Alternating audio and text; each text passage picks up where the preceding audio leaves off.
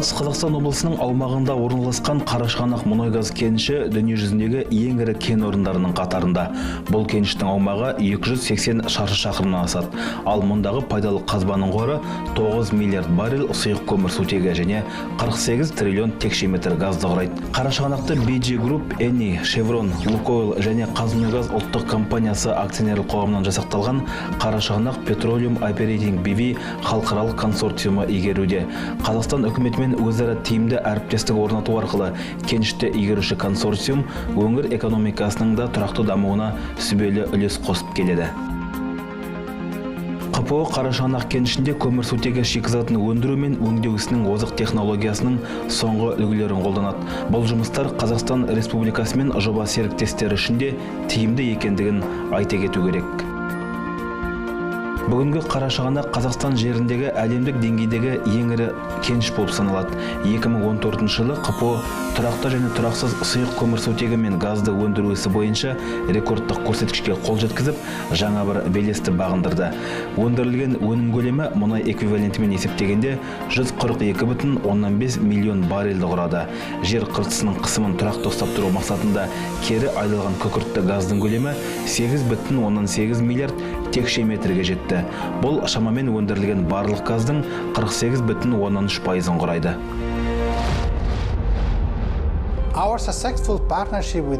Қазақстан Республикасы және PSA жауапкершілігі шектеулі серіктестігімен орнатқан әріптестік байланысымыз КПО-ның өндірістік жоспарларын мемлекеттік тапсырмалармен ұштастыруға мүмкіндік береді. Бұл уағдаластық елдің табиғи қорын тиімді игеріп, ұлттық экономиканы дамыту мақсатында Қарашығанақ кенішін тиімді пайдалануға да ықпал етеді.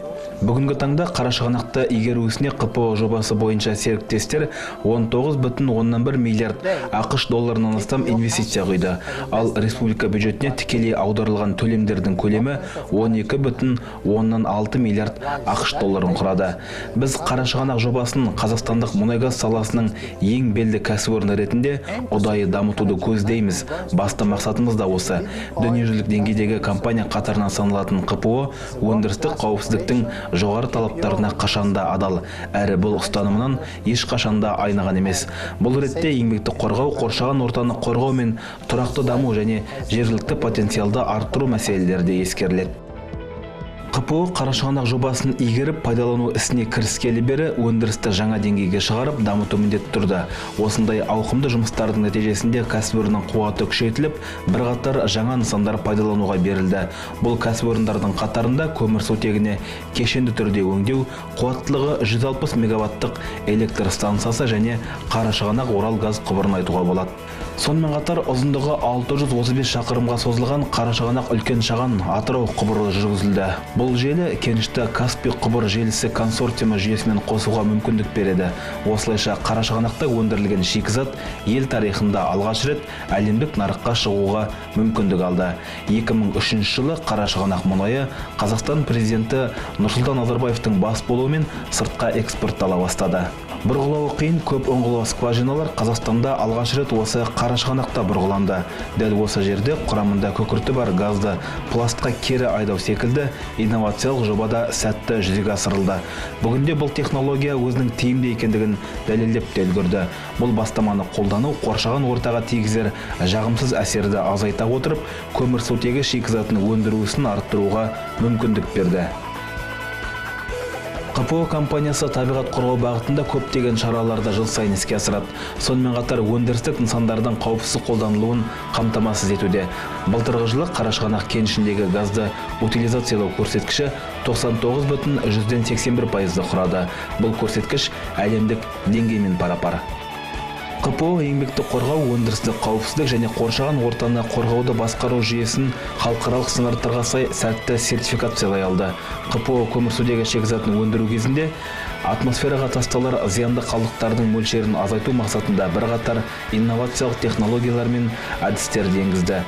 КПО-ның өндірістік нысандарындағы жұмыстар кезінде ауаға шығарылатын зиянды қалдықтардың таралу қарқыны мен мөлшері кеніштің аумағында және санитарлық қорғаныс аймағының шекарасында орнатылған экологиялық мониторинг құрылғысы және мәліметтерді автоматты жинау жүйесі арқылы жиналады. Экологиялық қадағалау жүйесі бақылау жұмыстарын кең ауқымда жүргізеді. Яғни су қоймалары мен жер асты сулары, топырақ секілді қоршаған орта компоненттерінің жағдайы тексеріледі.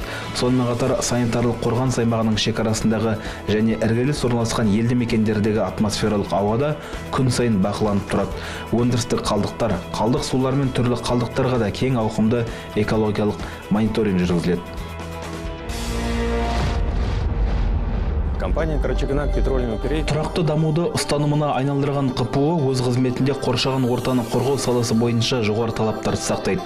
Осылайша компания Қазақстан Республикасы үкіметінің жасыл экономикаға көшу туралы бастамасын толығымен қолдайды. КПО Қазақстан заңдарын мүлтіксіз сақтап, қолданыстағы талаптарға сай болуға тырысады.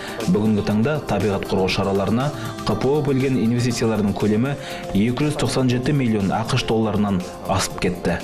Өзінің өндірістік қызметінде КПО қоршаған ортаға тигізер кері әсерді барынша азайтуға күш салады. Жануарлар мен өсімдіктердің барлық түрін сақтап қалуға тырысып, өңірдегі флора мен фаунаны табиғи қалпында ұстап, жақсарту жолында жұмыстануда.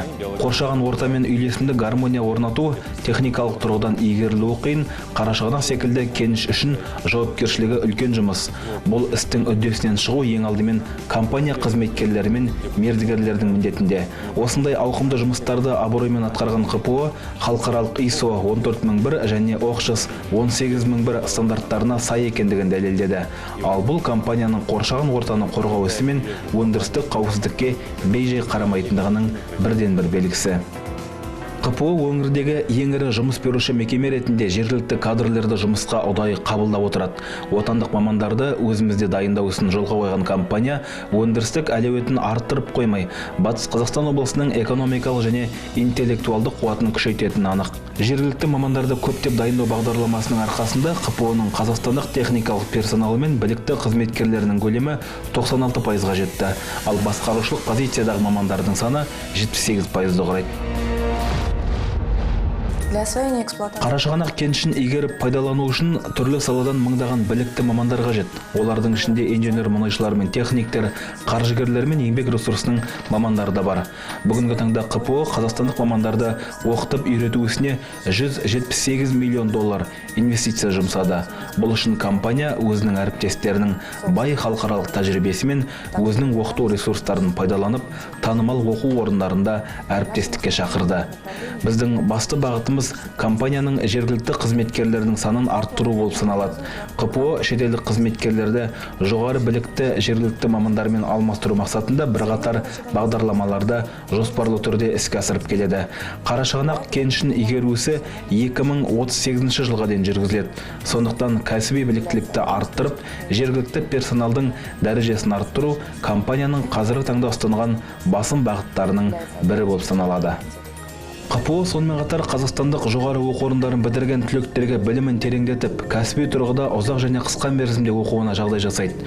Бұл жұмыстар өндіріс басында және компанияның оқу орталығында жүзеге асырылады. Осылайша мұнай мен газ өнеркәсібі саласын таңдаған қазақстандық жоғары оқу орындарының мыңдаған түлектеріне КПО 2003 жылдан бастап қолдау көрсетіп келеді. Батыс Қазақстан техникалық университетін тәмамдағаннан кейін мен кәсіби білім алуға бел байладым. Осылайша еліміздегі ең ірі компания болып саналатын КПО-да тәжірибе жинақтамақ болдым. Бұл компания бүгінгі таңда қазақстандық жоғары оқу орындарының мыңдаған түлектерін кәсіби тұрғыда дамыту бағдарламаларымен біраз жылдан бері танымал. 2014 жылы мен КПО-ның техниктер мен операторларды дайындайтын АПИТО бағдарламасына қатысуға өтініш білдірдім. Кейін барлық сыннан сүрінбей өтіп, сынақты сәтті тапсырдым. Осылайша жолы болған үміткерлердің қатарына қосылдым. Бұл бағдарлама бізге Қарашығанақтағы өндірістің қыр-сырымен кеңірек танысуға үлкен мүмкіндік береді. Сонымен қатар халықаралық деңгейдегі компанияда қызмет етуге де жол ашық. Ал бұл өзіңді кәсіби тұрғыда дамыту үшін таптырмас мүмкіндік. КПО жергілікті тауар жеткізушілер мен қызмет көрсетушілерді дамытуға атсалысып отырады. Жергілікті өндірісті қолдау мақсатында бірқатар жобалар қолға алынған. Бұл жобалар шетелдік және жергілікті тауар өндірушілердің арасында тығыз байланыс орнатуды көздейді. Ал бұл ынтымақтастық Қазақстан Республикасының индустриялық секторындағы өзара интеграцияны нығайтып, заманауи озық технологияларды енгізуге мүмкіндік береді. КПО қазақстандық үлесті арттыру бағдарламасы сәтті жүзеге асырылып жатқан Қазақстан жеріндегі бірегей компания. Осы жұмыстардың арқасында Қарашығанақты игеру жұмыстарына 3 мыңнан астам отандық кәсіпорын тартылды. Бұл мекемелер жалпы құны 4 миллиард ақш долларынан астам сомада түрлі тапсырыстар алды. Былтырдың өзінде КПО-да тауар жеткізу, жұмыс пен қызмет көрсету ісі бойынша қазақстандық үлестің көлемі 47,39% жетті. Ақшаға шаққанда бұл шамамен 472,2 миллион ақш долларын құрайды. КПО всецело поддерживает инициативы правительства республики. КПО республика үкіметінің өндіріс пен сервистік кластерді дамыту туралы бастамаларын үнемі қолдап отырады. Біз Қарашығанақтағы өндірістің қарқыны мен ауқымын арттырып, жаңа жобаларды қолға алуға мүдделі екендігімізді, әрі бұл іске басымдық берілгенін айтқымыз келеді.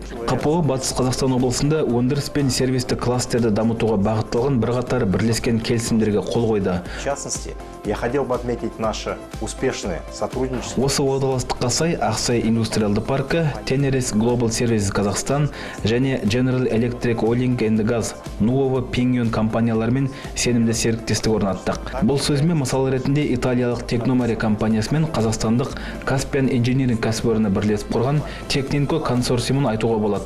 Бұл бірлескен кәсіпорын біздің маңызды жобаларымызды базалық жобалау ісімен айналысады. Осылайша Tecnomare секілді халықаралық компаниялардың озық тәжірибелерін қазақстандық компанияларда үйренуде. Демек, біздер әріптестік байланыс орнатуымыздың арқасында жергілікті потенциалды нығайтуға қол жеткіздік. Бұл жұмыстардың Батыс Қазақстан өңірінің өндірістік секторын дамытуға ықпал етеріне сенім мол. И развитие промышленного сектора Западно-Казахстанского региона. КПО Қарашығанақты ұлғайту жобасы бойынша экономикалық және техникалық бағалау ісін аяқтады. Жергілікті үлесті дамыту ісі бойынша қолға алынған Қарашығанақты дамыту жобасы стратегиясы негізінен сұранысқа ие тауар түрлері мен қызмет көрсету ісін арттыруға бағытталған. Бұл жоба аймақ тұрғындарына арналған жаңа жұмыс орындарын ашып, озық тәжірибені меңгертуді көздейді. Осылайша бұл стратегия отандық кәсіпорындарды ұзақ мерзімде дамыту ісіне үлес қосады деп күтілуде. Сонымен қатар жаңа технологияларды енгізу қазақстандық және шетелдік компаниялар арасында бірлескен кәсіпорындарды құру да жоспарда бар. КПО Батыс Қазақстан облысының әлеуметтік инфрақұрылымын дамытуға бағытталған көптеген ірі жобаларды жүзеге асыруда. Жыл сайын бұл жұмыстарға 20 миллион ақш доллары бөлінеді. Қарашығанақтың инвестициялары Батыс Қазақстанның әлеуметтік ахуалының жақсаруына оң ықпал етті. Бөлінген қаржының қай салаға берілерін, әрі басымдықтарды облыс әкімдігі анықтайды. Осы бағдарлама шеңберінде денсаулық сақтау, білім беру, мәдениет пен спорт нысандары бой көтеріп жатыр. Әлбетте, бұл жобалардың барлығы да қазақстандық мердігерлерді жұмылдыру арқылы іске асырылуда. Батыс Қазақстан облысының тұрғындары Қазақ драма театры, мұз спорт сарайы, кардиологиялық орталық секілді бүгінде өңірдің мақтанышына айналған жаңа нысандармен мақтана алады. Жыл сайын КПО-ның қаражатына жаңа мектептер, балабақшалар, ауруханалар мен мәдениет үйлері салынады. Автокөлік жолдары жөнделіп, инженерлік желілер де жаңаруда. Ал 2015 жылдың сәуір айында тағы бір ірі жобаның тұсауы кесілді. Құрылыс жұмыстары қарқылдаған қаланың жаңа бөлігінде КПО-ның әлеуметтік инфрақұрылымдық бағдарламасы аясында жастар мен оқушылар сарайының құрылысы жүріп жатыр. Мы работаем с КПО уже несколько лет. Біз КПО-мен бірнеше жыл бойы жұмыс жасап келеміз. Бүгінгі күні Орал қаласындағы жастар мен оқушылар сарайының құрылысына кірістік. Мұнда жасанды синтетикалық мұзы бар зырғанақ, жаттығу және күрес өткізуге болатын жеңіл атлетикалық манежі бар зал, бассейн, ұшақ пен кеме жасау үйірмелері, дизайн мен мүсіншілер ісі де үйретіледі. Бұған қоса фотостудия, электронды тир, интернет орталығы жұмыс жасайды. Болашақта бұл заманауи орталық қала мен облыстың барлық оқушыларының сүйікті мекеніне айналады деген ойдамын. Отдыха для наших горожан. Әлеуметтік жобалар Қарашығанақ кенішінің әкімшілік орталығы орналасқан Ақсай қаласында да іске асырылуда. Мұнда су жинақтағыш орын мен су құбыры желісінің қосымша тармағы салынды. Жылу мен қамту жүйесі де реттелді. Қала жыл сайын өсіп үлкейіп келеді. Сондықтан бұл сала қомақты қаржыны қажет етеді. Мәселен, Бөрлі ауданының 2014-2016 жылдарға арналған инфрақұрылымын дамыту ісіне 30 миллион доллар бөлінді.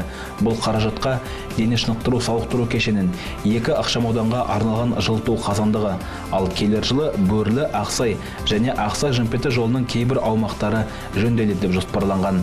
Әлеуметтік жобаларды жүзеге асыру үшін қазақстандық құрылыс компаниялары ғана тартылатын болады. КПО-ның әлеуметтік салаға құйған жалпы инвестициясының көлемі бүгінгі таңда 242 миллион ақш долларынан асып кетті.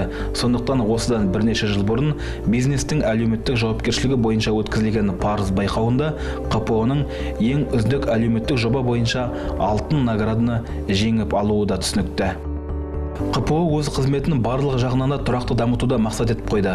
Компанияның негізгі өндірістік көрсеткіштері халықаралық талаптарға сай жыл сайын жасалар есепте егжей-тегжейлі көрсетіледі. Бұл қорытынды есепте КПО мен оның мүдделес тараптар арасындағы тұрақты дамыту ісі бойынша көрсеткіштер баяндалады. Мұның ішінде адам құқы, этика мен нормативтік құқықтық сәйкестік, еңбекті қорғау, денсаулық сақтау, техника қауіпсіздігі, зиянды газдардың таралуын төмендету мәселелерін айтуға болады. Сонымен қатар қалдықтардың тасталуын реттеу, су ресурсын үнемді пайдалану, қуат көзін үнемдеу, персоналды оқыту мен үйрету ісі, кадрларды ұлттандыру, қазақстандық үлес, жергілікті қоғамдастыққа қолдау көрсету, экономикалық дамуға үлес қосуда басты назарда. Компания КПО является одной из первых компаний в Казахстане. КПО 2009 жылдан бері тұрақты даму ісі бойынша қорытынды есеп шығаруға көшкен Қазақстандағы алғашқы компаниялардың бірі. Бұл бастама біздің серіктестерімізбен ашық жұмыс жасауға оң әсерін тигізеді. Атқарылған жұмыстардың ашықтығы мен шынайылығы біздерге компания қызметінің өңір экономикасына тигізер әсерін, қоршаған ортаға ықпалын, сонымен қатар әлеуметтік салаларды да назарға алуға мүмкіндік береді. КПО-ның тұрақты даму туралы есептері жаһандық бастама жөніндегі G4 жаңа басшылығының талаптарына сай негізгі нұсқада беріледі. Мұнда келтірілген көрсеткіштерді тәуелсіз тараптар тексеріп, салыстырып тұрады. Финансовой отчетности и достоверность сведений заверяется независимой стороной. Былтыр Мәскеу қаласында өткізілген 21-ші дүниежүзілік мұнайшылар конгресі кезінде КПО компаниясына Қазэнерджи қауымдастығының алтын медалі табысталды. Қазэнерджи қауымдастығы компанияны өзара әріптестікті дамытуға қосқан үлесі үшін марапаттады.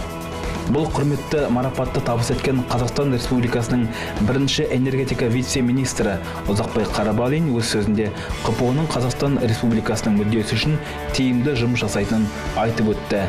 КПО компаниясы тұрақты даму қағидаттарын ұстанады. Әлеуметтік жауапкершілікті серіктес ретінде КПО Қазақстан Республикасы мен Қарашығанақ жобасы бойынша серіктестердің игілігі үшін жаңа өндірістік белестерді бағындыруға ұмтылады.